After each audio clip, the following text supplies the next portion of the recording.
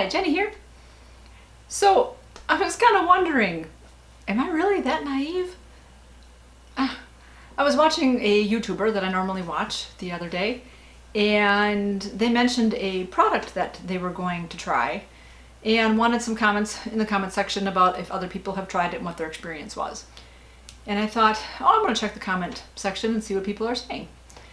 And in doing so, I found like a couple negative comments, which in itself really shouldn't be that surprising.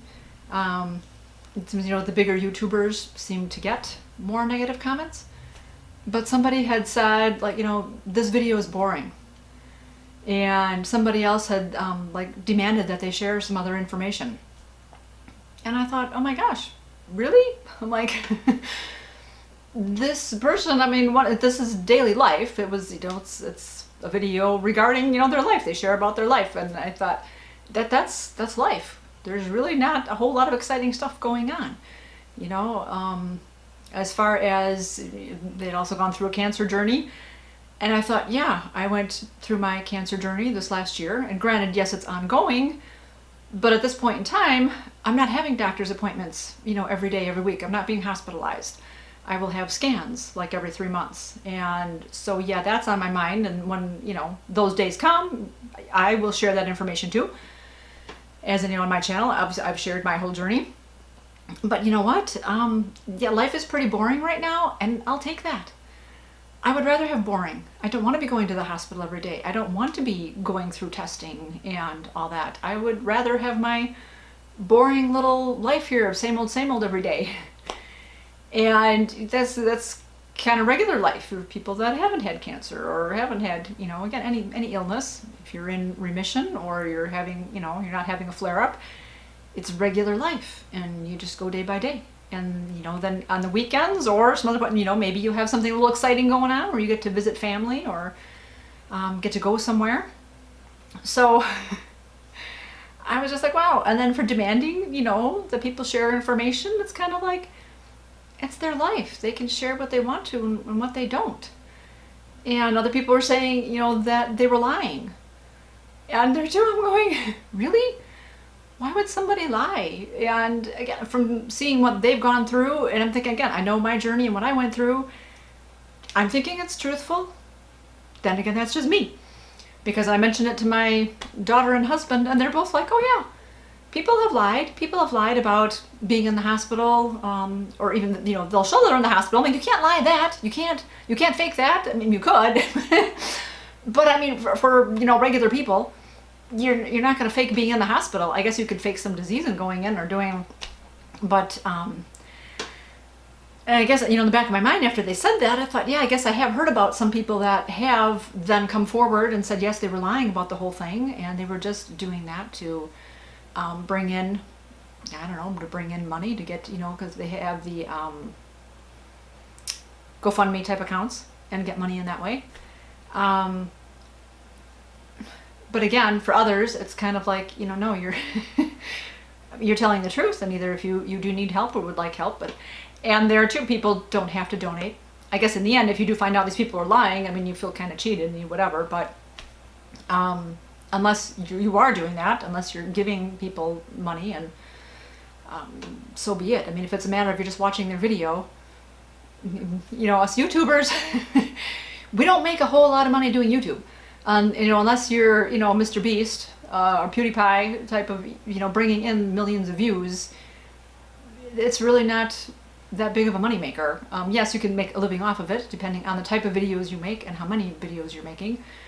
The videos that do the money-making type videos, the ones that are telling you how to make money, a lot of the print-on-demand, those type videos, the ones about telling you about stocks, those videos, I know the advertisers pay more per view for those. For my little channel, I was so happy when I hit that 1,000 subscribers, so I could get monetized.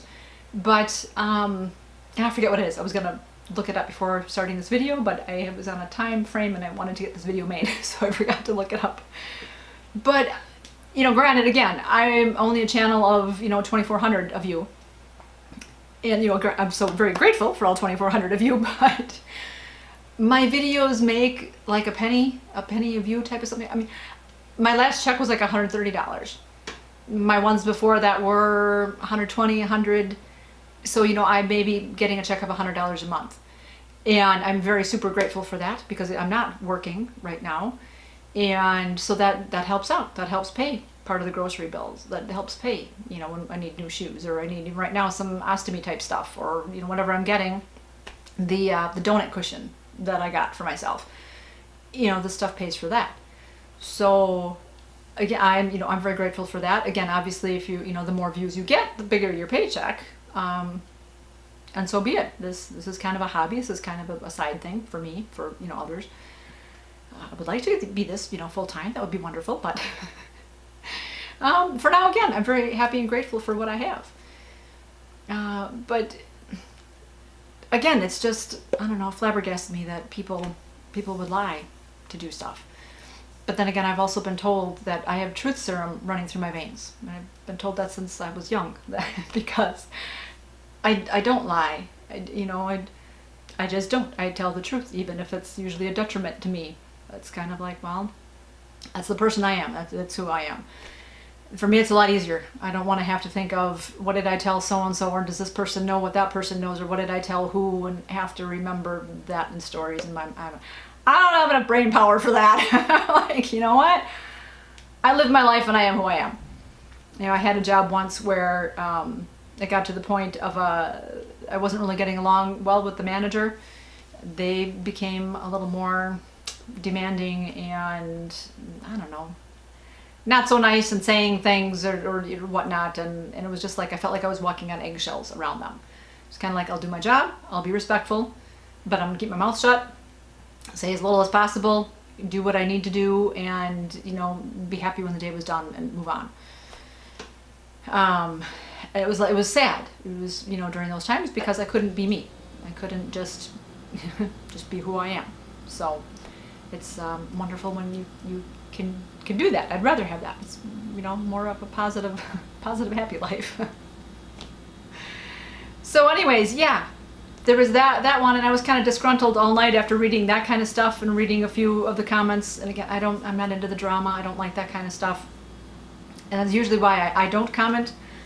But on a couple of the comments or something, I thought, well, maybe this person doesn't really understand the cancer journey. Maybe they don't understand what they've gone through. As one comment was about, like, if you really had cancer, you'd have lost your hair. And so I commented and said, to the fact of that, depending on the type of cancer, in the medicine that you're given, you may not lose your hair. For the colon cancer types, the type of medicine we're on, we don't lose our hair. For breast cancer, the type of medicine that you get, you do lose your hair.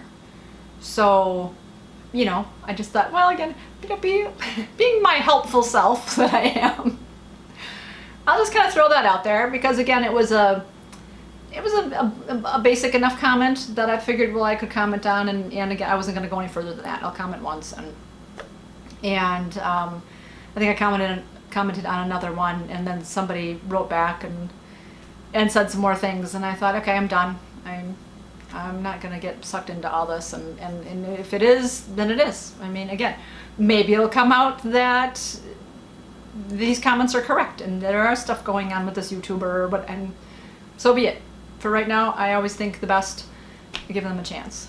There was another YouTuber I watched the next day, and I'm newer to that channel and watching a few things, but the person seems like a very nice person. Again, it's very truthful. And they mentioned something about they'd gotten some negative comments about something in their section, and they teared up about it. And it was kind of like, again, you know what? This is my life. This is who I am. Take it or leave it. If you don't care to hear about this, if you don't want to hear about my journey, then don't watch the videos. You know, but those comments are still hurtful. So I also was thinking back to, there was one time when I was in my 20s, I think it was, when I was on jury duty. And one of the things that I did not like the most, I was kind of like, okay, didn't really care to go to jury duty. I ended up getting chosen to be on the panel.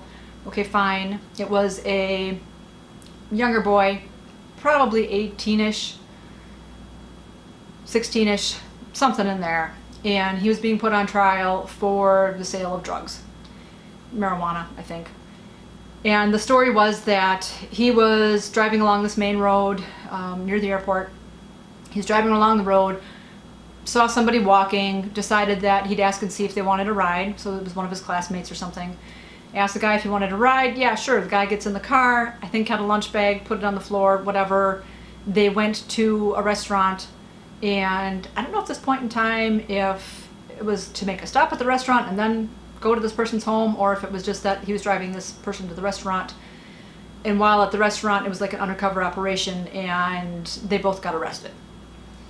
And so they were asking this kid for who, his supplier was. And he was pleading the fifth, didn't want to talk. It was like, nope, I plead the fifth, I plead the fifth. And they kept telling him, you can't plead the fifth. You have to talk. You have to tell us who's your supplier, And so then we had to go, whatever our thing was, we had to say whether he was guilty or not.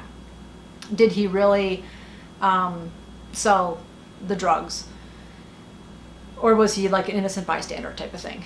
And I was giving him the benefit of the doubt. I'm like, yeah, if I'm driving along and I see a friend and it's raining and they're walking, yeah, I'll pull over and say, if I have the time, I'm like, hey, do you want to ride? Whatever. So we were kind of split half and half, 50-50. But it ended up that I think we ended up going not guilty. But we were back in the room, we got back to the room. I think it was just before that. In reality, they did make, the kid did talk. He did end up giving the name of his supplier. And there were two people in the room. There were two, I don't know what you call them, not audience members, but in that area, there was only these two guys in plain clothes. And when that name was given, they got up and they left. And I realized that those were undercover officers. And that's what they wanted. They didn't care about anything else. They wanted the name of the higher up to get the big guys, which granted is understandable, but. So in any case, whatever, we ended up saying not guilty. And this poor kid, he was crying and all that stuff, which, I don't know, lesson learned for him, right? But we were walking out, and the bailiff was taking us back to the front so we could go home. And he was just shaking his head. And because it took us a really long time to do this too, they were actually almost going to call a hung jury because we couldn't decide. And he even came back there at one point and he was all like, so what's the decision? Come on, guys, it's not that hard. And, it took us, but we finally, we decided on something. But in any case, so he's taking us back, he's shaking his head. And so I think I was like the second person in line or something. And the first person was like, well, so what was the verdict? And the bailiff was like, he was guilty. They have him on video surveillance. They've had him arrested before. They've had him whatever. And I'm like, why are you calling us in? Why is there even a jury on this? If you have all this evidence, obviously he's guilty. What are we here for? You're wasting our time. Because they wanted that other name. So it was just so disgruntling, which, puts me off of the whole jury system thing of, again, so much. It's like, it's all, I don't know. What do you call it?